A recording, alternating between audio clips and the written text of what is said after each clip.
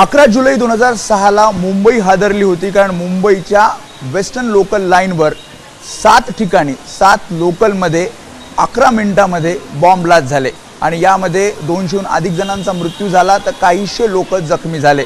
आणि याच सगळ्या प्रकरणाचा निकाल आज मुंबई उच्च न्यायालयाने दिला आणि त्यामध्ये 12 दोषींना निर्दोष मुक्तता केली आहे। सध्या मी माहीम स्टेशनवर आहे। याच माहीम स्टेशनवर इथे आपण बघतो एक स्मारक या सगळ्यांचं आपल्याला पाहायला मिळतं आणि मी जसं सांगितलं की 11 जुलै 2006ला याच माहीम स्टेशनवर एका लोकलमध्ये जेव्हा हा बॉम्ब ब्लास्ट झाला त्यामध्ये 43 जणांचा मृत्यू झाला होता, तर माहीम आणि माटुंगा स्टेशन दरम्यान 28 जणांचा मृत्यू झाला होता। हे सगळं प्रकरण साधारणपणे म्हणजे 2015ला या सगळ्या आरोपींना काहींना जन्मठेपेची तर काहींना आपण बघितलं तर फाशी शिक्षा सुनावण्यात आली होती आणि यानंतर आता 19 वर्षांनंतर यांना निर्दोष म्हणून सुटका करण्यात आली आहे। आपल्यासोबत ज्येष्ठ पत्रकार मयूर परीख आहेत। या सगळ्याचं वार्तांकन त्यांनी केलं होतं। 2006चा 11 जुलैचा दिवस साधारणपणे पीक आवर होता, 6:24-25 मिनिटाचा तो वेळ होता आणि 11 मिनिटात मुंबई हादरली होती। काय त्यावेळी तुम्ही वार्तांकन केलं, काय आठवण आहे आणि कशा प्रकारे रिपोर्टिंग झालं? नेमकी मुंबईची लोकल ट्रेन म्हणजे मुंबईची लाईफलाईन आहे। रोज किमान 60 लाख लोक या ट्रेननी ट्रॅव्हल करतात आणि त्यावेळेस 7 साखळी स्फोट झाले होते। माहीम इथे जिथे आपण सध्या उभे आहोत इथे 40पेक्षा जास्त लोक मृत्युमुखी पडले होते आणि एकूण इथे आणि माटुंगा मिळून 71 लोकांचा मृत्यू झाला होता। त्या वगळताना बोरीवली इथे देखील 21 लोकांचा मृत्यू झाला होता।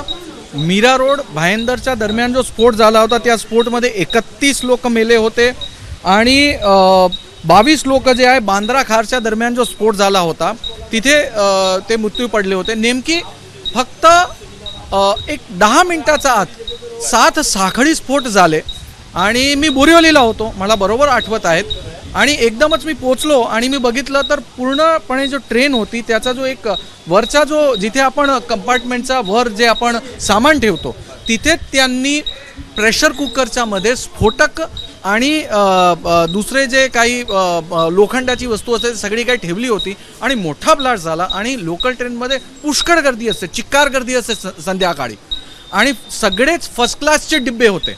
त्यांनी बरोबर एक रेकी केली होती आणि त्यांना माहीत होतं की पंचरत्न म्हणजे चर्नी रोड रेल्वे स्टेशन जवळ जे डायमंड मार्केट आहे जिथे सर्वात जास्त गुजराती लोक काम करतात ते लोक कोणती ट्रेन घेतात। अच्छा, हे सगळ्याची रेकी त्यांनी सगळ्याची रेकी केली होती।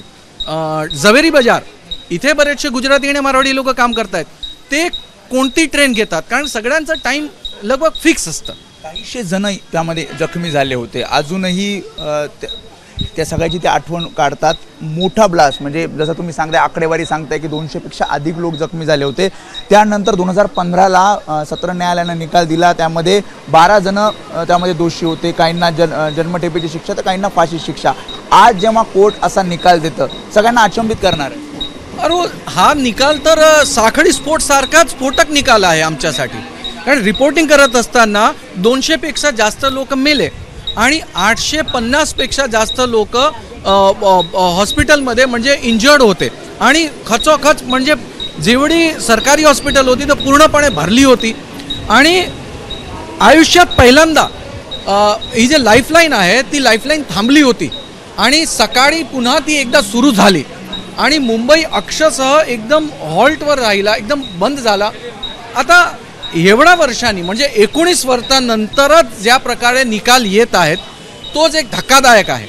म्हणजे एवढा मोठा स्फोट झाला आणि 19 वर्षापर्यंत कुठली म्हणजे एवढी सरकार आली गेली, एवढे मुंबई पोलीस कमिशनर बदलले गेले, परंतु कुठेही त्याचा जजमेंट आला नाही। तारीख पे तारीख अशा प्रकारे हा पूर्ण केस चालत आहे। तपास यंत्रणांचे फेल्युअर म्हणायचं कारण 2 वेगवेगळ्या तपास यंत्रणा पॅरलली याचा तपास करत होत्या आणि हे तपास करत असताना जे पुरावे होते या सगळ्या सिद्ध करण्यासाठीचे त्या पुराव्यांमध्ये कुठेतरी अपयश आलं ते पुरावे सिद्ध करण्यासाठी कोर्टात। होय, नक्कीच, कारण ज्या प्रकारे आता माहिती समोर येत आहेत त्या माहितीमध्ये असं आम्हाला काही म्हणजे टेलिव्हिजन चॅनल्सवर आणि वेबसाईटवर पूर्ण जजमेंटचा निकाल अजूनपर्यंत वेबसाईटवर अपलोड झालेला नाही, परंतु जे काही माहिती मिळत आहे त्याप्रमाणे आपल्याला कळते की ATS आणि क्राईम ब्रांच या दोघांनी दोन तपास यंत्रणांनी जे काही त्यांचं जे फाइंडिंग्स कोर्टासमोर दिलेले आहेत त्यामध्ये फरक आहे, भरपूर फरक आहे. एक सांगत आहेत की सिम्मीनी केलं आहे आणि दुसरी तपास यंत्रणा एक भलताच व्यक्तीचं नाव, एक अतिरेकीचं नाव देत आहेत. एक तपास यंत्रणा सांगत आहेत की गोवंडी इथे हे सगळं काही स्फोटक बनवण्यात आले होते आणि दुसरी तपास यंत्रणा सांगत आहे की शिवडी इथे काही इमारतींमध्ये त्यांनी हे स्फोटक बनवले होते.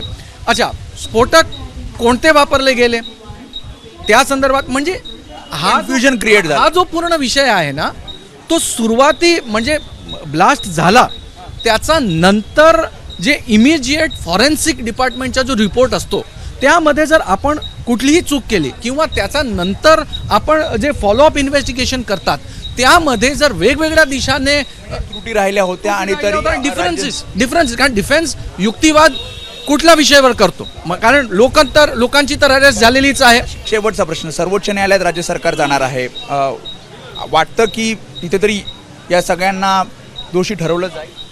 खूप अवघड आहे, कारण बॉम्बे हायकोर्टमध्ये एवढ्या वर्षांनी म्हणजे 10-11 पेक्षा जास्त जज बदलले आणि आता जेव्हा 2 वेगवेगळ्या एजन्सींनी स्वतःचा रिपोर्ट दिलेला आहे त्यामध्ये एकी कशा प्रकारे येणार हा एक मोठा प्रश्न आहे. त्यामुळे मयूर परीख यांनी जसं सांगितले की कशा प्रकारे हे सगळे साखळी बॉम्बला झाले होते, लोकलला कशा प्रकारे टार्गेट करण्यात आलं होतं आणि त्यानंतरची 2 तपास यंत्रणा पॅरली तपास करत होत्या, दोन्ही तपास यंत्रणांमध्ये फरक होता आणि या सगळ्यानंतर आता जेव्हा मुंबई उच्च न्यायालयाने या सगळ्याचा निकाल दिला आहे त्यामुळे सर्वोच्च न्यायालयात नेमकं काय होतं याकडे पाहावं लागणार आहे.